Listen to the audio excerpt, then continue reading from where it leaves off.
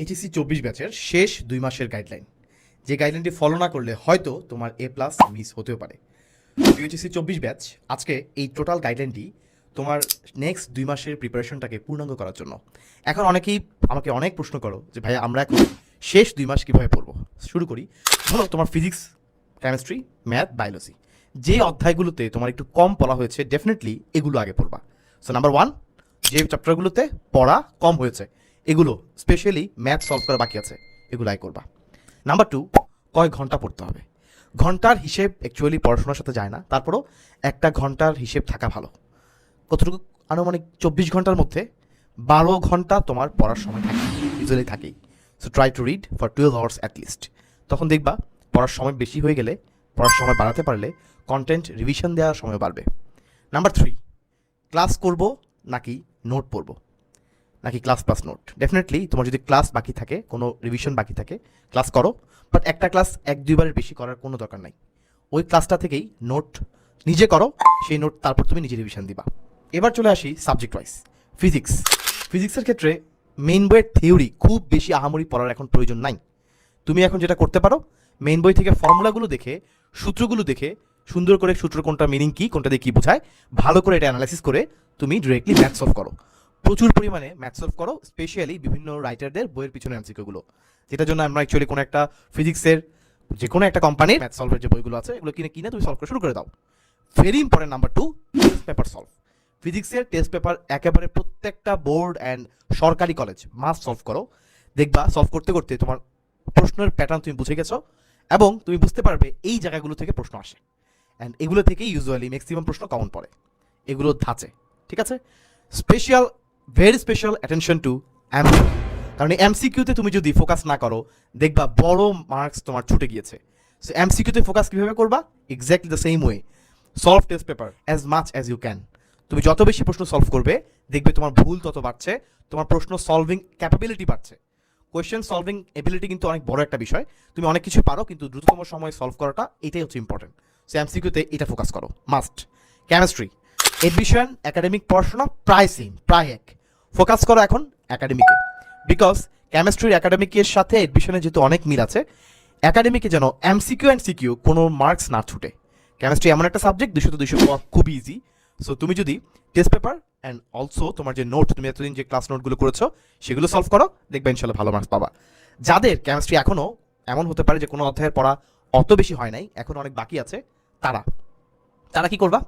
তারা definitely focus করবে একটা ক্লাসের উপরে, রিভিশন ক্লাসের উপরে, যে ক্লাসটা করে অ্যাটলিস্ট তুমি বেসিক আইডিয়াটুকু নিতে পারো। এবং ওই usually chemistry class note complete করলেই মোটামুটি হয়ে যায়। ক্লাস নোট কিন্তু টিচারের করা নোট না, তোমার নিজের লেখা নোট। একটু সময় লাগলেও এটাই কিন্তু বেস্ট। এটা তোমার একাডেমিকও কাজে লাগবে, এডমিশনও কাজে লাগবে, 2 বারের পড়া একবারেই হবে। সো ক্লাস নোট নিজেরটা নিজে করার চেষ্টা করো। This for chemistry. নাও ম্যাথের ক্ষেত্রে again test paper solve. Test paper solve করতে গিয়ে দেখবে একটা ম্যাথ তুমি এর আগে যেভাবে করেছো এটা একটু ভিন্ন আঙ্গিকে মাঝামাঝি থেকে শুরু হয়েছে, হতেই পারে, কিন্তু প্র্যাকটিস করতে করতেই দেখবে খুব ইজিলি তুমি আত্মস্থ হয়ে পড়েছো এই ম্যাথের সাথে। ভেরি ইম্পর্টেন্ট, যে ম্যাথগুলো তুমি এতদিন ধরে করেছো, খাতায় নোট করেছো, এগুলোতে আগে চোখ বোলাবে একটা অধ্যায়, তারপর তুমি টেস্ট পেপার সলভ করবে। কারণ ম্যাথের ক্ষেত্রে এটা বেশি ইম্পর্টেন্ট যে বেসিক ম্যাথগুলো তুমি ভালো করে পারো কিনা। Very very very special attention to math MCQ. Math MCQ 25 মিনিটে 25টা এমসিকিউ দিতে পারাটা কিন্তু অনেক বেশি দক্ষতা দরকার। আর ম্যাথ এমসিকিউ রেগুলার তোমার প্র্যাকটিস থাকতে হবে। রেগুলার ম্যাথ সিকিউ করার পাশাপাশি এমসিকিউ প্র্যাকটিস করবে, তাহলে দেখবে নিজে প্র্যাকটিস করতে করতে উত্তর মিলাতে মিলাতে এইচএসসি পরীক্ষায় গিয়েও ম্যাথ তুমি মিলাতে পারবা। নাও বায়োলজির ক্ষেত্রে আমি একটা সিকিউর জন্য মাস্টার ওয়ান শট প্লেলিস্ট দিয়েছি। তোমরা এই মাস্টার ওয়ান শট প্লেলিস্টটা কমপ্লিট করলে লাস্ট সময় এসে তোমরা হয়তোবা সিকিউতে একটা বেস্ট নাম্বার ইনশাল্লাহ উঠাতে পারবা, আমার ইউটিউব চ্যানেলে দেওয়া আছে। এখন কথা হচ্ছে বায়োলজির ক্ষেত্রে এতদিন ধরে যে মেইন বইয়ের বড় বড় চ্যাপ্টারগুলো পড়েছি ব্যাখ্যা সহ, ওগুলো পড়বো কিনা। ডেফিনেটলি তুমি যদি নোট করে থাকো এগুলোর উপর আগে একবার গোথ্রো মানে একটা রিভিশন দিবে, এগুলো একবার রিভিশন দেওয়ার পরে তুমি ওয়ান শট ক্লাসটা করে এই পড়াটাকে কমপ্লিট করো, তাহলে দেখবে যে পড়াটার সাথে ব্যালেন্স করে পাবা। ঠিক আছে? কারণ আমার বায়োলজি ওয়ান শটের প্রতি আমার আলহামদুলিল্লাহ বিশ্বাস আছে, 23 ব্যাচ বিশ্বাস করে ভালো করেছে। নাও বায়োলজি এমসিকিউর জন্য প্রত্যেকটা বইয়ের পিছনে দেখবে বিভিন্ন বোর্ডের এমসিকিউ দেওয়া আছে। আগে ওই বোর্ডের এমসিকিউগুলো কমপ্লিট করো, বিলিভ ইট অর নট, ওখান থেকে ম্যাক্সিমাম প্রশ্ন কমন আসে, টু বি ভেরি অনেস্ট। ওগুলো কমপ্লিট করো। কমপ্লিট করার পরে তুমি যে বায়োলজি মেইন বই এতদিন ধরে দাগিয়ে দাগিয়ে পড়েছো ওটা পড়ো। আর যদি কেউ দাগিয়ে না পড়ে থাকো তাহলে তুমি কোনো একটা এমসিকিউ ক্লাস দেখো। আমার এই ইউটিউব চ্যানেলেই বায়োলজির এমসিকিউ ওয়ান শট একটা প্লেলিস্ট আসবে ইনশাল্লাহ, সেখান থেকে তুমি চাইলে এমসিকিউ প্র্যাকটিস করতে পারো। তবে বায়োলজির জন্য কিন্তু মূল্যের বিকল্প নাই। Next, Bangla, English, ICT. এই যে ফিজিক্স, কেমিস্ট্রি, ম্যাথ, বায়োলজি, এই চারটাতে অনেকের এ প্লাস মিস না হলেও বাংলা, ইংলিশ, আইসিটি যে কোনো একটা, স্পেশালি বাংলা এবং ইংলিশ, এই দুইটাতে ম্যাক্সিমামের এ প্লাস মিস হয়। কারণ কি? কারণ হচ্ছে বাংলা এতটা অবহেলায় সবাই যায়, স্পেশালি বাংলা এমসিকিউ মনে হবে যে সব পারো, কিন্তু বিশ্বাস করো প্রশ্ন ব্যাংক খুলে তুমি টেস্ট পেপার সলভ করো, বিভিন্ন বইয়ের যেই বিভিন্ন বছরে আসা বোর্ডের এমসিকিউ বা বিভিন্ন বছরে আসা আমাদের বিভিন্ন কলেজের পরীক্ষাগুলো সলভ করে দেখো, অনেক প্রশ্ন তুমি পারবে না। বাংলা এমসিকিউ সলভ করো, বাংলা লেখার অভ্যাস করো, চেষ্টা করো সপ্তাহে কমপক্ষে 3 দিন বাংলা ইংলিশ পড়ার জন্য, বা কমপক্ষে 2 দিন আইসিটি পড়ার জন্য, মেইন পড়ার পাশাপাশি। ঠিক আছে? English very important, model test আমরা বলি দিলে ভালো, তবে অ্যাটলিস্ট টেস্ট পেপার সলভ, যত বেশি টেস্ট পেপার সলভ করবে রাইটিং এবিলিটি বাড়বে। অ্যান্ড রাইটিং যে পার্টগুলো আছে এগুলো অ্যাটলিস্ট একবার করে প্র্যাকটিস করার চেষ্টা করো, 1টা 2টা 3টা করে লেখার চেষ্টা করো, লেখার স্পিড পাবে, বেশি লিখতে হবে নাম্বার বেশি পাওয়ার জন্য। You all know this. Grammatical item যত প্র্যাকটিস করবে তত পারবে। রুলস যত বেশি পারো ভেরি গুড, বাট তার চেয়ে বেশি ইম্পর্টেন্ট প্র্যাকটিস করা। প্র্যাকটিস করতে গেলেই ইংলিশ তুমি ভালো করবে। So do more and more practice. Next, ICT খুবই ইজি এটা কম্পারেটিভলি বাকিদের তুলনায়। তুমি যদি বোর্ড প্রশ্নগুলো সলভ করো, একটাবার সবগুলো কমপ্লিট করে দেখো, আইসিটি খুব ভালো একটা হেলদি প্রিপারেশন হবে।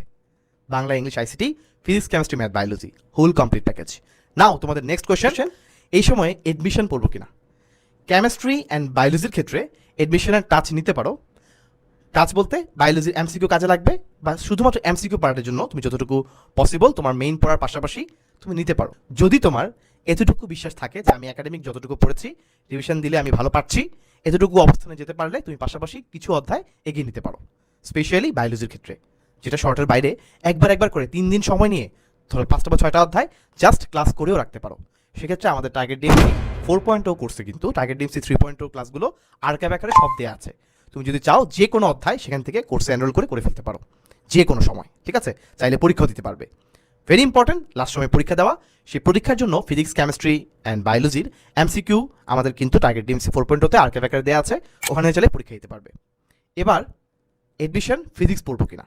এডমিশন ফিজিক্স অ্যাকচুয়ালি ম্যাক্সিমামই আমাদের একাডেমিক ফিজিক্সের ম্যাথের সাথে মিলে যায়, ওই কনসেপ্টগুলোর সাথে মিলে যায়।